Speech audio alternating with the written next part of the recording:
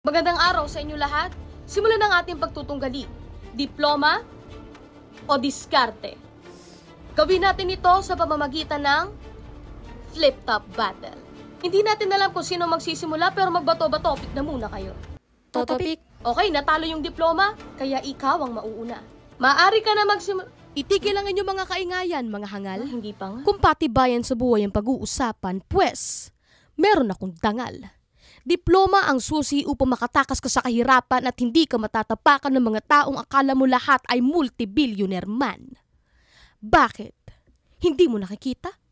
Idilat mo ang iyong mga mata. Mataas ang tingin nila sa mga taong may hawak na diploma. Hindi mo ko matatawag na boba. Hindi mo ko matatawag na tanga. Hindi mo ko matatawag na inutil at walang mararating sa buhay dahil hindi kailanman mananakaw ang 24 na pluma sa aking memorya.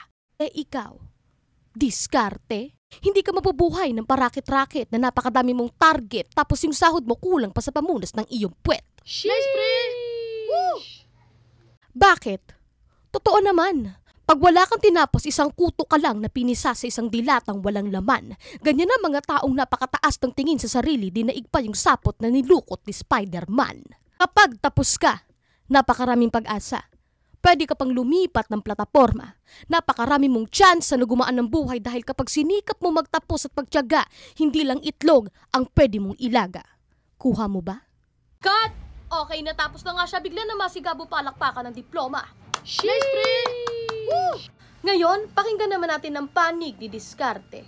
Maaari Kita ka mo na to? magsimula. Hindi pa nga. Wala man akong diploma na sinasabi mo. Pero kaya ko makipagsabayan sa may mga diploma. O sige, hindi yan mananakaw sa'yo. Walang may gustong kumuha. Pero paano kapag bumagsak ka? Magkakaroon kaya ng tinta ang 44 mong pluma? May diploma pero ugaling kanal. Diploma pero ginagamit sa iligal. Pag may diploma ka ba, matalino ka ng natural? O ginagamit mo lang ang diploma upang hindi ka matapakan ng mga sinasabi mong hangal? Uy, Grabe yun, no? nice. Anak ka ba ni Einstein? Sinabi niya ba sa'yo na kapag may diploma ka mataas ang sahod mo? Sinabi niya ba sa'yo na kapag tapos ka, hindi ka matatapakan ng kahit na sino? Sinabi niya ba sa'yo na ang diploma ay isang kapirasong papel na kapag natapunan ng hot caramel at hindi ka pinalad na magkaroon ng libel, ay sasabihin niya sa'yong, "It's okay my child, Yeye Bonel." Nice, pre! Woo! Kaming mga may diskarte, gusto rin naming magtapos.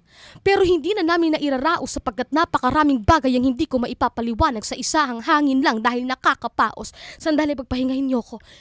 Uy, tubig! Daw. Sandali, hindi pa ako tapos. Mukhang ang sinasabi nitong may diplomang ito ay hindi ko kayang bumili ng kanin. Pasintabi lang, pero kung iyong uunawain, yung raket-raket na sinasabi mo, iyan ang nagpapakain sa amin. Hindi man ako nagkakaroon ng gintong medalya sa paaralan, pero nagkakaroon ako ng gintong plato para mapakain ko ang aking mga sinisidlan. Pag may diploma ka, hindi ka matatapakan.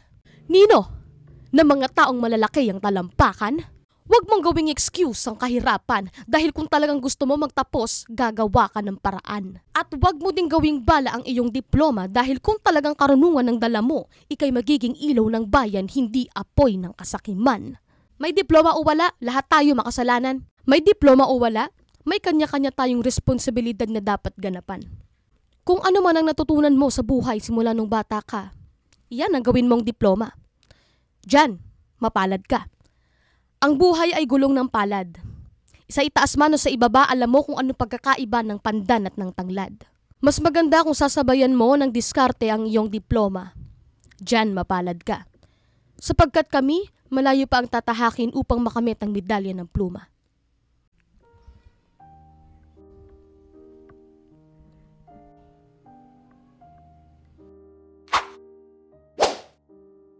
Okay, tapos na tayo. Lang. Aww.